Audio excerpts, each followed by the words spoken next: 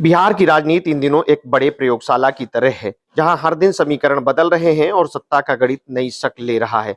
पटना की हवा में चुनावी गंध घुल चुकी है, लेकिन इस बार मुकाबला सिर्फ विपक्षी बनाम सत्ता का नहीं, बल्कि सत्ता के भीतर की बेचैनी, असहजता और अविश्वास का भी है।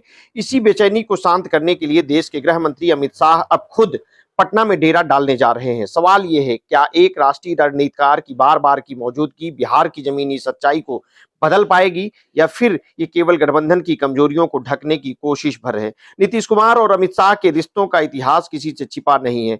कभी साथ, कभी विरोधी और अब फिर साथ-साथ, लेकिन दिल से नहीं, मजबूरी से। नीतीश की चुप्पी बहुत कुछ कहती है। ये सार्वजनिक रूप से भले कुछ न बोले, लेकिन उनके भाव, उनकी दूरी और उनके रूटीन बयान भी इस बात की गवाही देते हैं कि भरोसे की डोर ढीली पड़ चुकी है।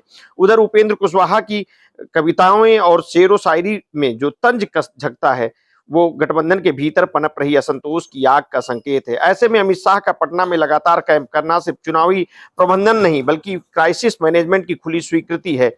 भाजपा जानती है कि बिहार में सिर्फ नारों और चेहरों से काम नहीं चलेगा।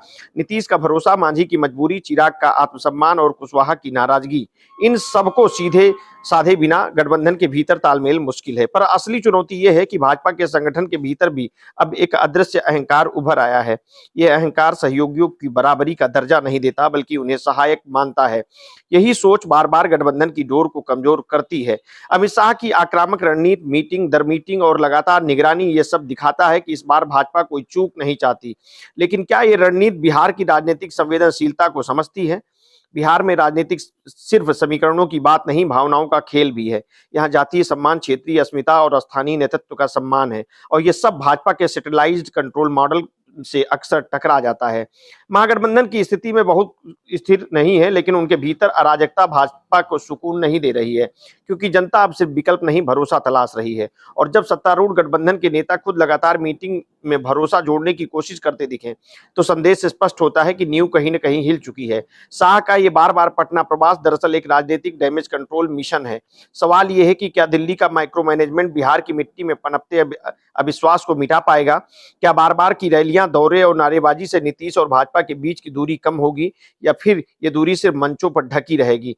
बिहार की मतदाता बहुत गहराई से राजनीति को पढ़ती है, और वे चेहरों के पीछे की खींचतान को समझती है।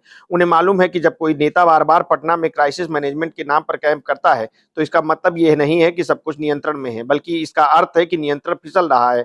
इसलिए असली सवाल सिर्फ ये नहीं है कि अमित शाह कितने दम पर दिन तक पटना में रहेंगे, बल्कि यह है कि क्या वे बिहार के गठबंधन के दिल से जोड़ पाएंगे, या फिर सिर्फ चेहरे और बैनर साथ रह जाएंगे। बिहार की राजनीति इस वक्त सिर्फ चुनावी मैदान नहीं, एक कसौटी बन चुकी है, जहां निष्ठा, भरोसा और सत्ता की भूख, तीनों की असली परीक्षा हो